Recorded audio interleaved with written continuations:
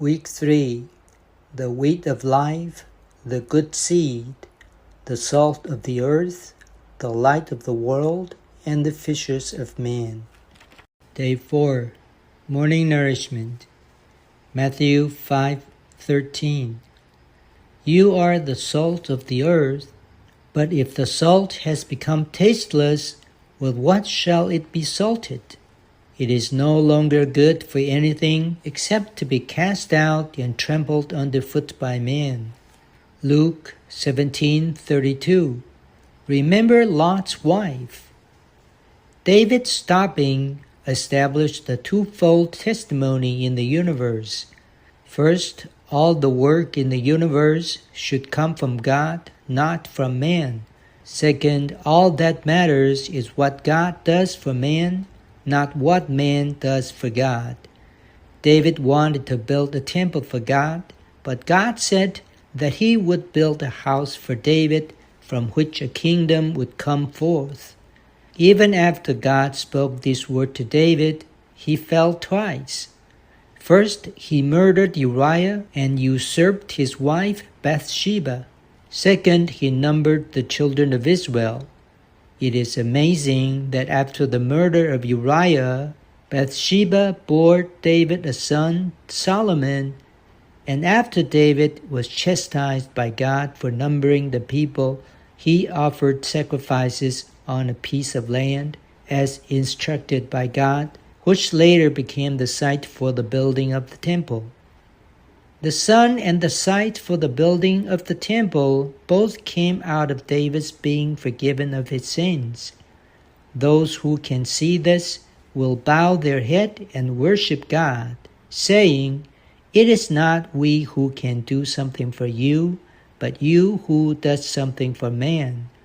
God wants only our cooperation. He does not need us to do anything for Him.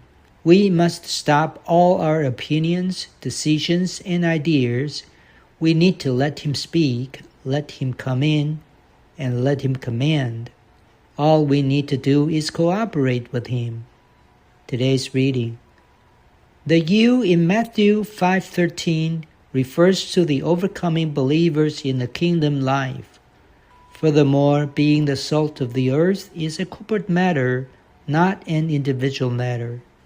It is as a corporate entity that the kingdom people are the salt of the earth. If we separate ourselves from the church life, we cannot be such salt.